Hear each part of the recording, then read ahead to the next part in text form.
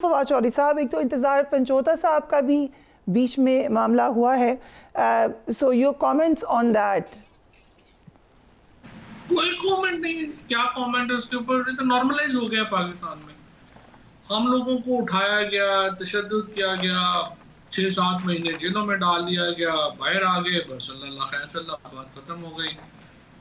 उसके बाद अब तो खैर एक रूटीन है जिसके बाद जो है वो लोगों को उठाया जाता है, तशद्दुद किया जाता है, उसके ऊपर लोग बाद में बाहर आ जाते हैं। बातें करने का क्या फ़ायदा है? दोबारा जाके जो है वो वही तशद्दुद सहना है, उधर ही कैद में रहना है, तो उसका फिर फ़ायदा कोई नहीं है। लिहाजा चूँकि ये सोसाइटी में कोई रेजिस्टेंस नहीं है और नॉर्मलाइज हो गई है हर बर्बरियत, फस्तायत, तो ये सोसाइटीज़ फिर सफ़र तो करती है, लेकिन कई दफ़ा वक्त लग जाता है। और पाकिस्तान में अनफॉर्चुनेटली चूँकि स्ट्रेटजी नहीं है कोई पीटीआई के पास इस कोई मुकाबला करने की, उसकी वजह से भी फ़र्क पड़ा है। और अनफॉर्चुनेटली जो ताकत है, ब्रूटल ताकत है, लेकिन उस पे क्या करे? इंतजार पंजोता क्या करेगा? वो कोई बंदूक लेके मादला की पहाड़ियों पता नहीं चढ़ जाएगा ना। अभी आपने मेंशन किया कि आपके साथ भी हुआ, आप इसको डिस्कस, आपने बहुत ज़्यादा डिटेल में डिस्कस कभी नहीं किया।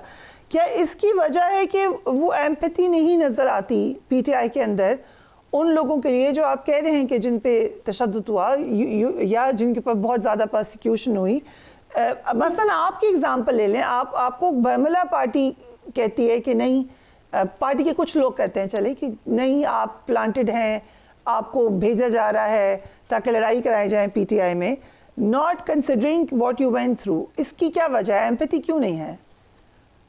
पार्टी तो किसी के साथ भी नहीं खड़ी हुई, मतलब to be fair with, even जब तक ये हुकूमत थी शहबाज गिल के साथ भी पार्टी कहाँ पे उस तरह से खड़ी हुई, बाकियों के साथ पार्टी कहाँ पे जो है वो खड़ी हुई। अब भी जो लोग जो बाहर हैं, to be fair with, Hammad Azhar हैं, असलम इकबाल हैं, ये जो बाकी लोग हैं, इनके साथ आपको कब उतना ही तनकीद जो है उनके ऊपर नजर आती है। शहरियार अफरीदी को आप देखें, वो छोड़ गया, अली मोहम्मद खान जो है उसका आप देखें क्या है, कहाँ पे खड़ा है।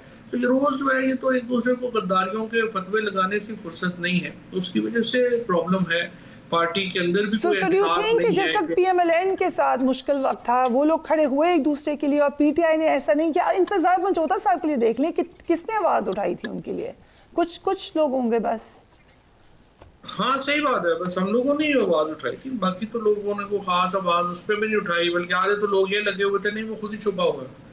तो जाहिर है कि ये एक पार्टी के अंदर भी तो आप देखें ना, एक सारे आ गए हैं टिकटॉकर्स, यूट्यूबर्स आ गए हैं, उनको पता नहीं है वो एक बात अपनी जो है वो उनका ख्याल है कि सारे मर जाएंगे फिर हम इम्पोर्टेंट होंगे। तो वो एक्चुअली तो वो पीटीआई को अंदर से ज़्यादा जो है इस वक्त नुकसान पहुंच रहा है।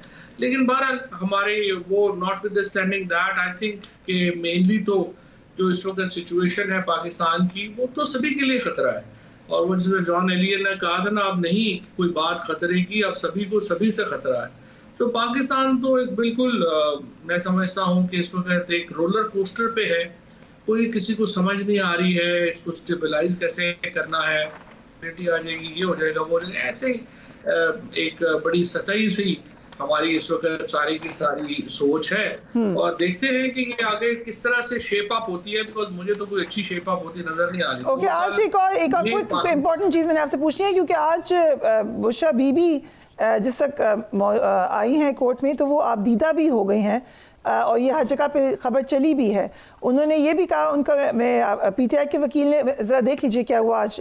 दौरान समाअत जज ने रिमार्क्स में कहा कि बानी पीटीआई वीडियो लिंक के जरिए पेश होना था, जेल हुकाम को हिदायत करें बानी पीटीआई को वीडियो लिंक के जरिए हाजिर करें। वकील सलमान सफदर ने इस्तदा की कि बानी पीटीआई के हद तक अदालत सख्ती से हुक्म दे तभी उनको पेश किया जा सकेगा।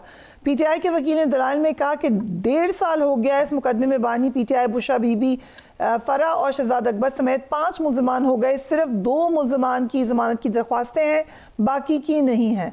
सो बुशरा बीबी रोस्टम पर आ गई और कमरा अदालत में रो पड़ी। उन्होंने कहा कि मेरा कंबल और दीगर सामान गाड़ी में है, जब आप कहेंगे मैं जेल जाने को तैयार हूँ।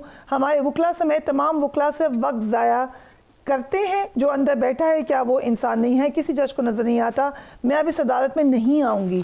सो there was a meltdown mellowed moment in the court, but आप प्रोपगेट कर रहे हैं कि बुशरा बीबी को और अलीमा खान को लीड करना चाहिए बेस्ड ऑन व्हाट, कंसिडरिंग कि वो एक मुश्किल वक्त से गुजर रहे हैं इस वक्त। देखिए ना, इशू ये है प्रिया कि जो सब कॉन्टिनेंट की जो हिस्ट्री अगर आप देखें उसमें जब इतनी मुश्किलात में ख़वातीन जो हैं ख़ानदान की, उन्होंने ही लीड किया है। जवाहरलाल नेहरू जब जेल में थे तो उनकी बहन, उनकी बीवी, उनकी वालदा जो नॉन पॉलिटिकल थी, उन्होंने उनकी रिहाई की मूवमेंट चलाई थी।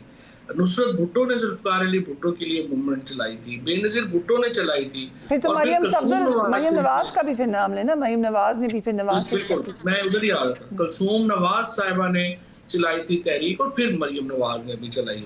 सो ये एक मरियम तो लेकिन पॉलिटिक्स में आ गई, बाहर में बहुत सारी ख़वातीन नहीं आई पॉलिटिक्स में, वो सिर्फ रिहाई तक रही।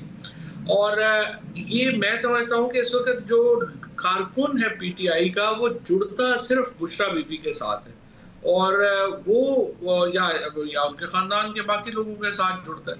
So you're saying कि as opposed to Aleema Khan, Bushra Bibi के साथ ज़्यादा कनेक्शन है कारकुनान का? ये तो उनका अपना फैमिली का एक होगा, कैसे वो करते हैं, I will not go into detail वो कैसे वो करेंगे। लेकिन इशू ये है कि वो तो जो भी होगा, एक आपने इमरान खान की रिहाई तक ही चलानी है ना, असल लीडर तो इमरान खान है ना। वो तो जाहिर है अलीमा बीबी या बुशरा बीबी ने कोई पार्टी के ऊपर उस तरह तो वो लीड नहीं करनी, लीड तो इमरान खान ने करनी है। रिहाई की मूवमेंट तो दोनों भी चला सकते हैं, तीनों भी चला सकते हैं, खानदान के और लोग भी चला सकते हैं और उनको चलानी चाहिए। But considering कि पीटीआई का बड़ा स्ट्रॉन्ग स्टांस रहा है अगेंस्ट मोरोसी सियासत, बाहर आना ही,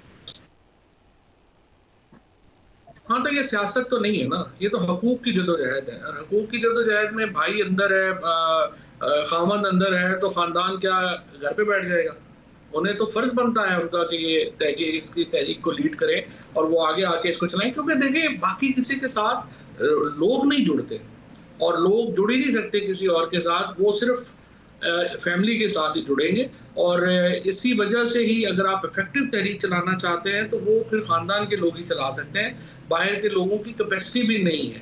या तो ना तंजीम हो, कोई बड़ी अच्छी बनी हुई तंजीम हो तो वो तंजीम चला लेती है, लेकिन वो है नहीं।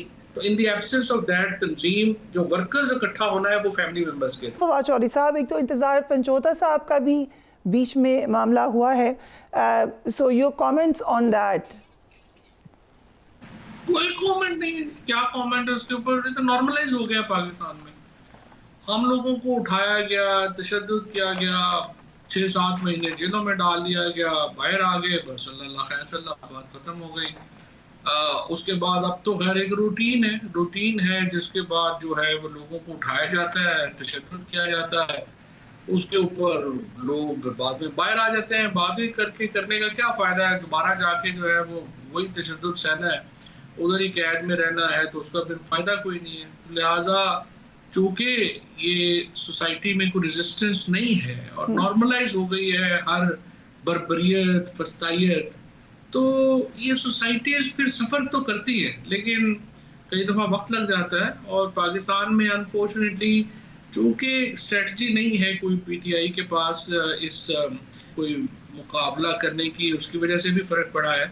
और अनफॉर्चुनेटली जो ताकत है, ब्रूटल ताकत है, लेकिन उस पर क्या करे? इंतजार पंजोथा क्या करेगा? वो कोई बंदूक लेके मांगला की पहाड़ियों पर तो नहीं चढ़ जाएगा ना।